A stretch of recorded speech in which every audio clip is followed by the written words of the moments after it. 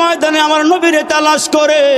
ওই মহিলা কাছাকাছি আইসা ডাক দিয়া কয়, নবী গো, আমার স্বামী আমার সঙ্গে মধুর মিলনে আলিঙ্গনে ব্যস্ত হয়ে গিয়েছিল, ফরজ গোসলটা এখনো আমার স্বামী করে নাই। আপনার কথা শুনিয়া ফরজ গোসলটা রাইখা আমার স্বামী উহুদের ময়দানে চলে আসছি। ওগো নবীজি, আমার স্বামীকে গোসল না দিয়া কাফন দিয়েন না। আমার নবী ডাক দিয়া কয়, সাহাবীরা রে, ওই যুবকের লাশটা তালাশ করো, তালাশ করো। উহুদের পাহাড়ের চতুর্দিকে ঘুরিয়া ঘুরিয়া খোঁজে, হানজালার লাশ পাওয়া যাইতেছে না, পাওয়া যাইতেছে না।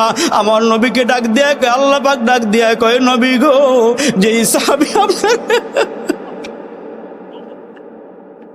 যেই সাহাবী আপনার এত ভালোবাসছে, মেরে ভুলিয়ে গেছে, ঘর বাড়ির কথা ভুলে গেছে।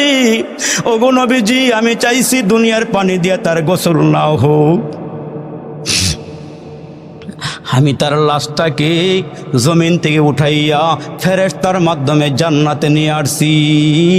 আমার আপনার এই সাহাবীটা আমার এই বান্দাটাকে জান্নাতের পানি দিয়া গোসল দিয়া ফেরেশতার মাধ্যমে জমিনে পাঠাইতেছি। আমার নবী জমিনে বৈশা উপরের দিকে তাকাইয়া দেখি হানজালার লাশটা উহুদের ময়দানে ক্ষত বিক্ষত হয়ে গেছে।